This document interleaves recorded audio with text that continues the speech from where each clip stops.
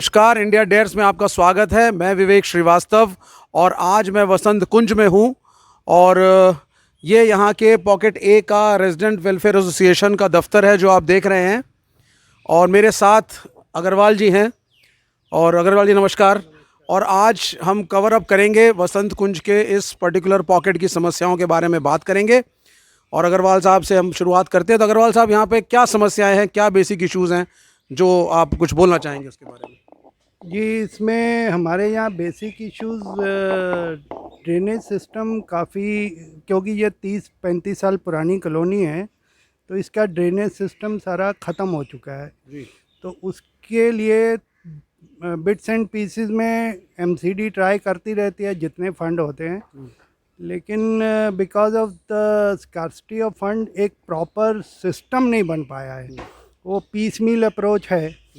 तो proper drainage system अगर develop हो जाए दोबारा से, इसका रीवर्क करके और उसमें जो भी प्रॉब्लम्स है उनको ठीक किया जाए, तो आई थिंक एक मेजर जो हमारा इशू ड्रेनेज का है वो सॉल्व होता है। और आई डोंट नो, पीछे मतलब एमसीडी तो हमेशा शोर मचाते हैं कि हमारे पास फंड नहीं है, पर पिछले मैं 20 साल से देखता आ रहा हूँ एमएलए फंड भी हमारे लिए कभी नहीं आया। 10 करोड़ पिछले साल था, पिछली एक साल में 10 करोड़ में मेरे को नहीं लग रहा है कि कोई स्पेशल फंड आया होगा जो इस काम को एड्रेस करे। हाँ, 10, 15, 20 लाइटें दे दी या सीसीटीवी, तो खैर एक रूटीन गवर्नमेंट का पॉलिसी थी, वुमेन सेफ्टी भी। लेकिन जो फंड है, मतलब मैं किशनगढ़ में जाता हूँ, पीछे हमारे गांव हैं, महरौली है, वहाँ पे जब भी जाओ वहाँ ड्रेनेज सिस्टम बन रहा होता है और वहाँ टूट रहा होता है, बार बार बन रहा होता है। लेकिन यहाँ एक बार भी बन जाए तो दोबारा तोड़ने की ज़रूरत नहीं है, लेकिन यहाँ के लिए कोई नहीं पूछ रहा। तो अब जैसे कि वसंत कुंज, अगर हम एक सोसाइटी को देखें तो अब अगर हम वसंत कुंज को देखें तो वसंत कुंज के अंदर मिडिल क्लास या अपर मिडिल क्लास रेजिडेंट्स आप लोगों के ज़्यादा हैं और मेरे ख्याल से रिटायर्ड गवर्नमेंट सर्वेंट्स भी हैं। तो ऐसा नहीं है कि भाई कमज़ोर वर्ग यहाँ पे रह रहा हो जिसको मूलभूत सुविधाओं के लिए जद्दोजहद करनी हो। आज जब हम जे कॉलोनीज़ को कवर करने जाते हैं या गरीब तबकों को, तो समस्याएं अलग हैं। लेकिन यहाँ पे आप लोगों ने क्या लिखित रूप से ड्रेनेज के लिए, बाकी चीज़ों के लिए कंप्लेंट्स दी एमसीडी को? कॉरपोरेटर से मिले आप लोग? बहुत बार आरडब्ल्यूएस ने, एमएलए, कॉरपोरेटर, एवरीवेयर, मतलब पिछले मेरा ख्याल 15 साल से हम ये इसके लिए जूझ रहे हैं। वो बताया ना, बिट्स एंड पीसेस में काम होता है। थोड़ा सा फंड आता है, उसको लगा दिया जाता है, फिर बाकी छोड़ दिया जाता है। अब ये वसंत कुंज तो मेरे ख्याल से एक बहुत बड़ी कॉलोनी हो गई। इसमें बहुत सारे पॉकेट्स हैं, बहुत सारे सेक्टर्स हैं आपके, और रेजिडेंट्स भी एक पर्टिकुलर लेवल के हैं। तो आप लोग अब जैसे एक तो आपका आरडब्ल्यूए इस पर्टिकुलर पॉकेट का हो गया, तो कोई फेडरेशन भी है आप लोगों की जो पूरे वसंत कुंज के आरडब्ल्यूएस की हो? एक फेडरेशन बनी तो हुई है, लेकिन उसको कभी वर्किंग करते हुए हमने देखा नहीं है। सिर्फ इलेक्शन के दौरान जरूर एक्टिव होते हैं जी। अदरवाइज़ तो आरडब्ल्यूए ही अपनी लड़ाई लड़ती रहती हैं। और हमारे यहाँ जो आप मिडिल क्लास की बात कर रहे हैं जी, ये सबसे वो क्लास है जो सबको टैक्स पे कर रही है। मैक्सिमम टैक्स पेइंग है जी, बिल्कुल। और मिनिमम इनकी डिमांड्स हैं जी, लेकिन वो भी डिमांड नहीं पूरी होती जी। तो आपके हिसाब से जो कॉरपोरेटर हैं, कॉरपोरेटर क्या कहते हैं जब आप जाते हैं, बोलते हैं साहब 20 साल हो गए, 20 साल से मैं यहाँ रह रहा हूँ और 20 साल से मेरे क्षेत्र की जो ड्रेनेज है वो इम्प्रूव नहीं हुई है, तो क्या रिस्पॉन्स मिलता है आप लोगों को? नहीं, देखिए, कॉरपोरेटर जब भी आए हैं, कॉरपोरेटर और एमएलए हमारे लिए दोनों एक जैसे हैं जी। कॉरपोरेटर हमेशा ये कहते हैं ये एमसीडी को फंड की दिक्कत रहती है, इसलिए हम नहीं कर पाते हैं। दिल्ली सरकार कहती है मेरे पास बहुत फंड्स हैं जी। तो फंड्स हैं तो एटलीस्ट एमएलए के थ्रू ही बांट दो। आप पॉलिटिकल सिस्टम की बात कर रहे हो, लेकिन लोगों को क्यों सफ़र करा रहे हो? आपस में आप लड़ते रहो जी, पर हमें तो सफ़र ना कराओ। तो कहीं ना कहीं इसमें यह समझ में आ रहा है कि एमसीडी कह रही है कि उसके पास फंड्स की कमी है। जो एमएलएज हैं, जो विधानसभा की जो रूलिंग पार्टी है, वो कह रही है मेरे पास फंड्स हैं। लेकिन मेरे ख्याल से कहीं ना कहीं एमसीडी वर्सेस एमएलए की जो लड़ाई है, इसके बीच में एक आम नागरिक, एक आम रेजिडेंट वसंत कुंज का फंसा हुआ है। मेरे जैसे पूरी दिल्ली में ये हाल है। हाँ, पूरी दिल्ली में यही हाल है कि भाई दो महकमों की लड़ाई की वजह से और दो अलग अलग पार्टियों के दो अलग अलग महकमों को हेड करने की वजह से एक ऐसी स्थिति आई हुई है कि आम नागरिक का काम दोनों विभाग एक दूसरे के ऊपर थोप रहे हैं। अच्छा, यहाँ पे क्राइम, सफाई, इसका क्या क्या सीन है आप लोगों का? सफाई तो इनवेरिएबली आप देखोगे बहुत अच्छी चल रही है। जी। कभी आप लोग कभी खुद ही करवाते हैं, खुद मैनेज करते हैं सब नहीं कुछ? नहीं, एमसीडी के वर्कर आते हैं, जाते अच्छा, हैं, हाँ। हम भी मैनेज करते हैं, एमसीडी के वर्कर भी आते जी हैं। जी उसमें ज़्यादा इतना इशू नहीं आता। हाँ, लॉकडाउन में थोड़ा सा इशू रहा था, जी उसमें हमने अपने लोगों से काम कराया जी। जो हमारे कूड़ा उठाने वाले जी हैं। मतलब कूड़ा वगैरह उठने में दिक्कत नहीं है, जी जी। उसके लिए प्रॉपर गाड़ी वाड़ी आती है। आती है आपकी। अच्छा, क्राइम का क्या है? चोरियां होती हैं यहाँ? कभी कार की चोरी या घरों में कुछ इस तरह की कुछ वारदातें हैं यहाँ वसंत कुंज में? घरों की चोरी का इतना नहीं है। हाँ, गाड़ियाँ कभी कभार चोरी हो जाती हैं, हो जाती है कभी उनकी गाड़ी कोई ले गया या निकल गई, हाँ वो होता है, वो तो सभी के साथ होता है। हाँ, लेकिन मैं इसलिए कह रहा हूँ क्योंकि आपकी तो एक क्लोज्ड बाउंड्री है और मेरे ख्याल से दो ही जो मैंने देखा एग्जिट्स हैं आपके, दोनों पे आपके गार्ड्स हैं, मॉनिटर कर रहे हैं, फिर भी एक आध गाड़ी कभी कभार आपकी चोरी हो जाती है।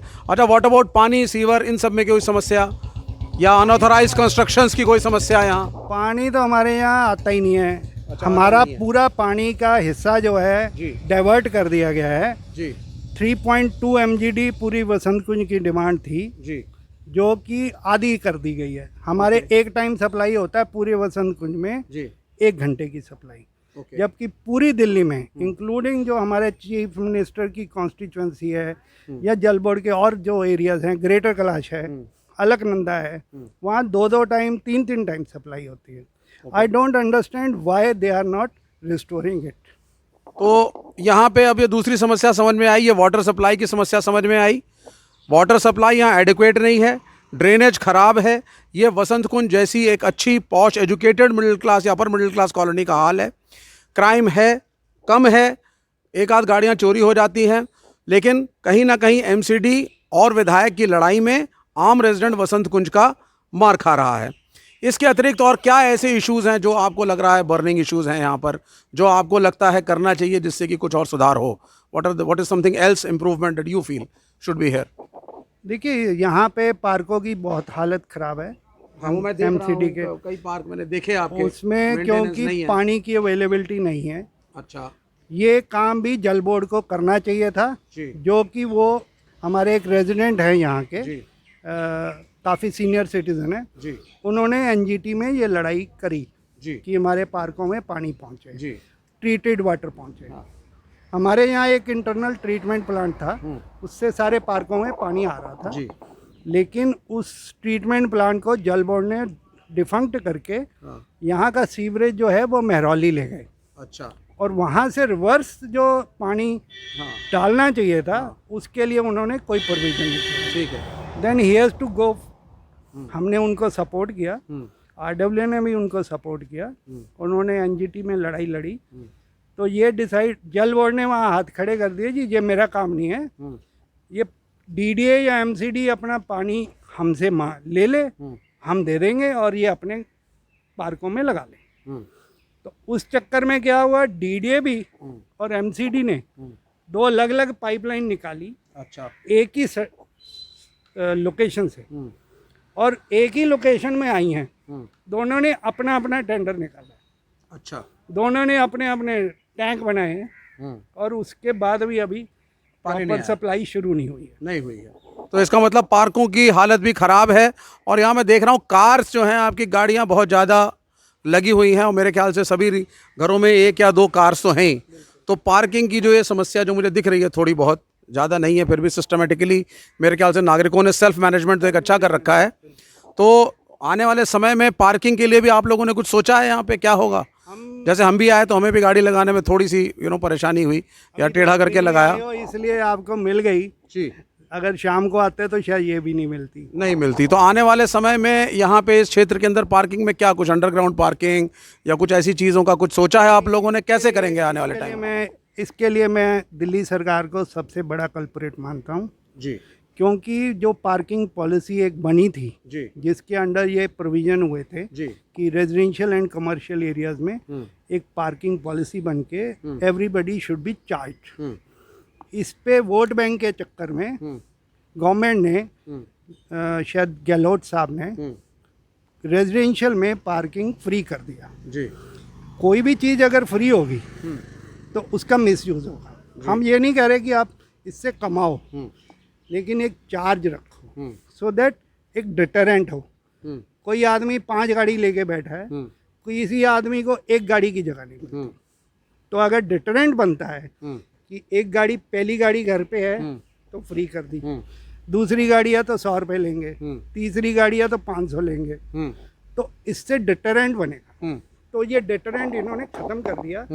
तो अब ये मेरे को लगता है हम चिकन एग स्टोरी में घुस गए हैं। यहाँ मल्टीपल पार्किंग आएगी, यहाँ गाड़ियाँ लोग, तो मतलब इसकी बजाय ये अगर पॉलिसी प्रॉपर्ली इम्प्लीमेंट कर देते तो शायद ये दिक्कत नहीं। तो मेरे ख्याल से इन नटशेल आप ये कहना चाहते हैं अग्रवाल साहब कि पार्किंग के लिए जो केजरीवाल साहब का ओरिजिनल प्लान ए था, जिसमें पार्किंग के लिए रेजिडेंट्स भी कुछ पे करें, ऐसा होना चाहिए, और लेकिन सिर्फ वोट बैंक की राजनीति के लिए और इसलिए कि रेजिडेंट्स उनके खिलाफ वोट ना करें, उन्होंने इसको शेल्व आउट करा, जिसकी वजह से प्रेजेंट पार्किंग प्रॉब्लम्स आ रही हैं। पर आपके जो RWA के मेंबर्स हैं, यहाँ के नागरिक, क्या ये वसंत कुंज के नागरिक, ये this could be your personal view, क्या आपके रेजिडेंट्स भी इसके लिए एग्री करेंगे कि वो पे करें? मेरे हिसाब से वो सभी इसके लिए एग्री करेंगे, because everybody is suffering for that reason. अच्छा। एंड देखिए, वोट बैंक एक अलग बात है जी। एक ट्रू लीडर जी। और एक जेन्युइन आपका अपना लीडर वो है जी। जो आपकी आने वाली प्रॉब्लम्स को पहले से प्रीएम्प्ट करते हुए, जैसे हमारे माँ बाप होते हैं ना जी। अगर उनको पता है कि बच्चे को ये खेलने नहीं जाना है, पढ़ना है, आज पढ़ने की है, पेपर है, तो उसको बिठाते हैं, ज़बरदस्ती बिठाते हैं, ये उनकी ड्यूटी है। जी। इसी तरह जो लीडर्स हैं उनकी ये ड्यूटी है, चाहे मैं सेल्फिश हूँ। नहीं, पर आप बताइए, अब आप 20 साल से, जैसे अब 20 साल की बात कर रहे हैं, तो 20 साल में तो मेरे ख्याल से इतने सारे चुनाव कॉर्पोरेशन के हुए, MLA के हुए, MP के हुए, और मेरे ख्याल से इतनी बड़ी कॉन्स्टिट्यूएंसी है वसंत कुंज, इतनी बड़ी कॉलोनी है, आपका पॉकेट भी इतना बड़ा है, तो ये सब हाथ जोड़ करके तो आए होंगे सब पार्टी वाले, भाई सभी पार्टी वाले आए होंगे, हाथ जोड़ के हमें वोट दीजिए। तो उस वक्त आप लोगों ने इन समस्याओं के विषय में कुछ बोला, कुछ बात करी, क्या हुआ? देखिए, जब भी कोई इलेक्शन का टाइम आता है जी, तो सभी लोग अपना अपना हाथ जोड़ के बोलते हैं हम आपकी हर चीज़ मानेंगे जी, और आने दीजिए। जी। उसके बाद आने के बाद ये MLA और काउंसलर जी। कहते हैं जी हम क्या करें, पार्टी हाईकमांड ने ऐसे कर दिया, जी। हमारी सरकार ने ऐसे कर दिया, जी। तो हम तो कुछ कर नहीं सकते। जी। अच्छा, आप भी ये आए हमारे हैं, प्रेसिडेंट। नमस्कार जी। नमस्कार। हाँ, मैं आपसे जानना चाहूँगा, सिर्फ अभी हम पार्किंग पे बात कर रहे थे, तो पार्किंग की आपकी काफ़ी समस्या यहाँ हमको दिख रही है। तो इनका ये कहना था कि भाई केजरीवाल साहब अगर रेजिडेंट्स को पे करने के लिए भी बोलते हैं पार्किंग के लिए, तो उसमें कोई प्रॉब्लम नहीं है, और शायद उससे कुछ पार्किंग की समस्या सुधर जाए। तो क्या विचार हैं आपके इस विषय में? ऐसे कैसे समस्याएं दूर हो जाएंगी? या तो कोई जगह स्थान दिया जाए, मल्टी स्टोरीड पार्किंग बनाई जाए, जी। तब तो ये समस्या दूर हो सकती है। जी।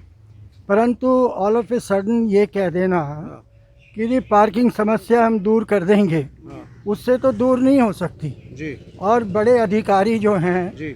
वो ये कहते हैं कि ये कॉलोनीज जब बनाई थी जी। तो हमने स्कूटर पार्किंग के लिए बनाई थी, तो वो तो ज़माना चला गया, अब तो नई पीढ़ी आ गई है। जी। और जैसे ही नई पीढ़ी आती है तो उस समय जभी का जभी उनको कार चाहिए, क्योंकि उनके काम करने का स्थान दूर है, और उस दूरी को दूर करने के लिए कोई ना कोई यातायात की आवश्यकता है। तो ये सबको सोचना पड़ेगा कि ये समस्या हम कैसे दूर करें। हाँ, ये अग्रवाल साहब हम लोगों को ड्रेनेज के बारे में इन्होंने भी बताया अभी, और रेजिडेंट से भी बात हुई हमारी कि ड्रेनेज यहाँ पे एक मेजर प्रॉब्लम है।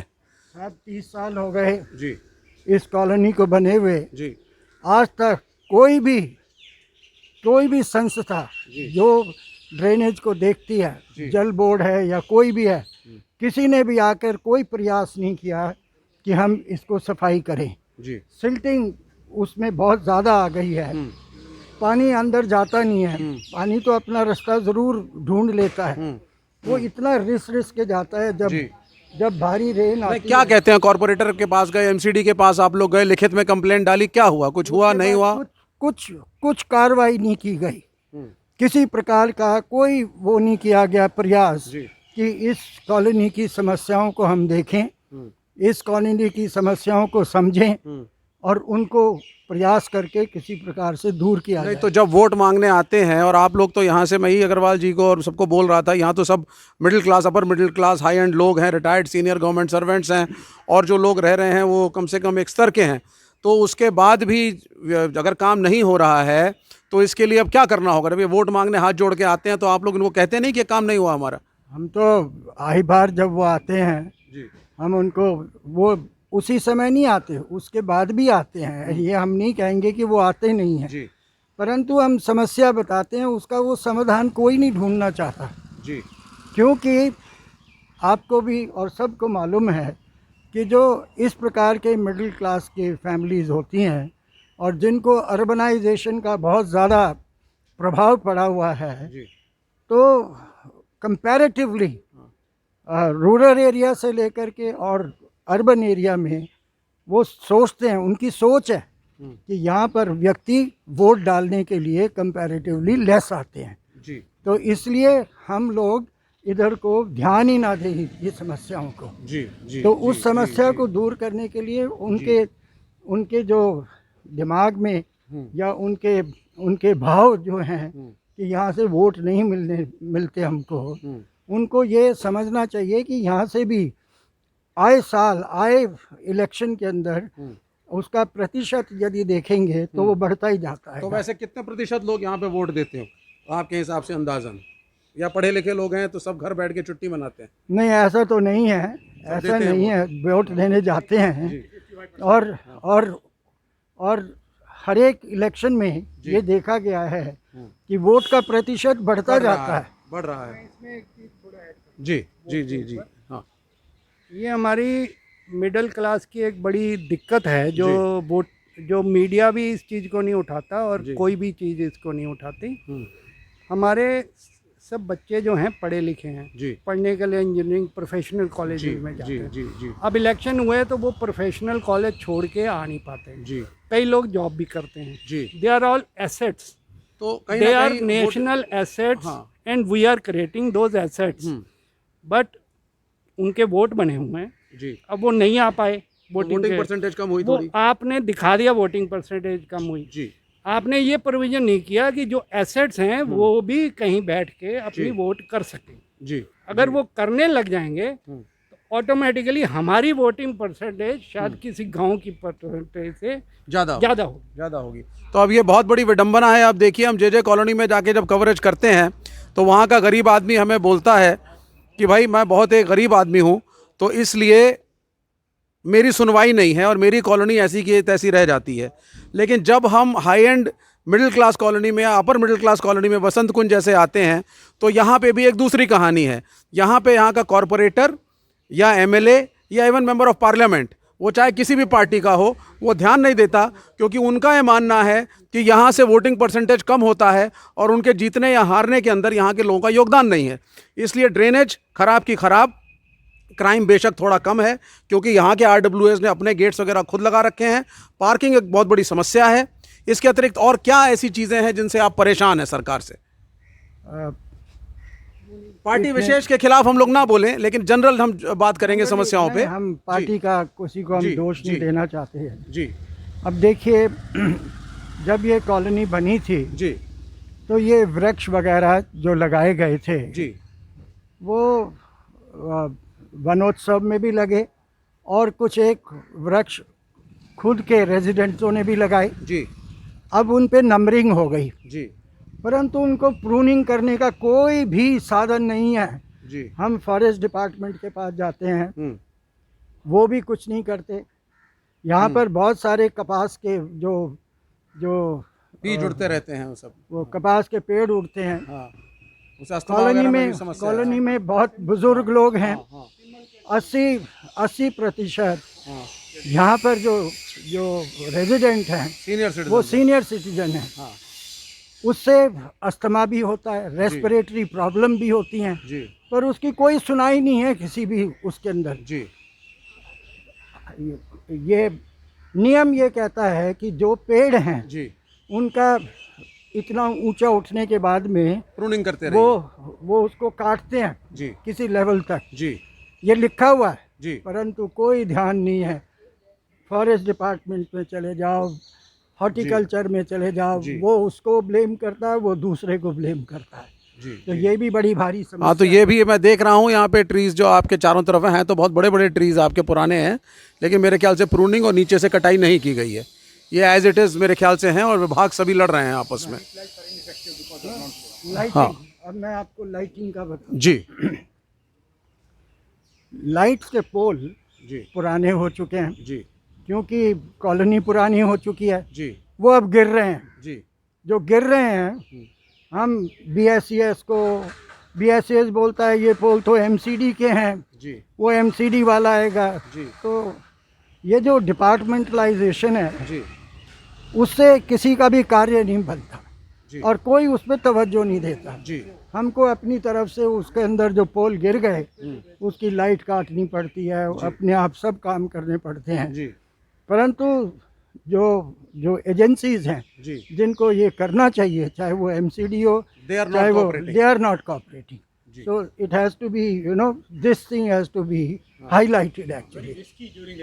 हाँ, तो आप इधर आ जाइए। हाँ, तीन पोल गिर चुके हैं, 3 खंबे गिर चुके हैं गाड़ी के ऊपर गिर आपके। चुके हैं, हाँ, पेड़ गिर जाते हैं गाड़ी जी पर, जी कोई वो नहीं है। हम अपने आदमियों से उनको उठवाते हैं, जी उनको गाड़ियों को निकालते हैं। हाँ, तो आप अपने आप सोच लीजिए, एक सीनियर सिटीजन की गाड़ी पर पेड़ गिर गया, उसको कितनी समस्या आती है कि पहले तो उसको बुलाया जाएगा पॉलिसी वाले को, वो आएगा, फिर गाड़ी जाएगी, उनको कहीं हॉस्पिटल जाना है या कोई दवाई लानी है, जी तो वो एक किस्म से लाचार हो जाते हैं। जी तो ये जी, समस्या जी, बहुत जी, बड़ी है। जी। तो ये बड़ी ही विडंबना की एक स्थिति है। जब मैं वसंत कुंज में आ रहा था और हम बातचीत कर रहे थे तो हम लोगों को ऐसा लग रहा था जैसे वसंत कुंज के क्षेत्र में शायद समस्याएं होंगी ही नहीं। हमें लग रहा था कि सीनियर सिटीजन्स की वजह से, अपर मिडिल क्लास और मिडिल क्लास एजुकेटेड क्राउड की वजह से शायद यहाँ पे कहीं ना कहीं एक कॉरपोरेशन, म्यूनिसिपल कॉरपोरेशन और MLAs या मेंबर ऑफ पार्लियामेंट से मिलता होगा, लेकिन यहाँ से बिल्कुल स्थिति विपरीत है। वोट बैंक की पॉलिटिक्स है, विभाग आपस में लड़ रहे हैं, MCD MLA के ऊपर टीकड़ा फोड़ रही है, वो रिवर्स में कुछ कह रहे हैं और स्थिति इतनी अच्छी नहीं है जितनी हमने सोची थी, बल्कि स्थिति खराब है। ड्रेनेज की एक समस्या है। स्ट्रीट लाइट्स का क्या हाल है यहाँ पे? स्ट्रीट लाइट से बताइए थोड़ा। अभी स्ट्रीट लाइट्स का लाइट्स हैं, पोल नए मिल गए हैं, जी उनमें हमें, हमारे पास टोटल पोल 114 पोल नए हैं, जी पर 62 पोल्स में लाइट ही नहीं लगी अभी। अच्छा, अब हम उनको बोलते हैं क्यों नहीं लगी? ये कब लगे थे पोल्स करीब? ये लॉकडाउन से पहले आ गए थे। अच्छा, मतलब 4-6 महीना हो गया इस चीज़ हाँ, अब प्रॉब्लम क्या है, वो BSES ने उसके अंदर कनेक्शन दे दिया है, जी परंतु MCD कहती है अभी लाइट्स आएंगी।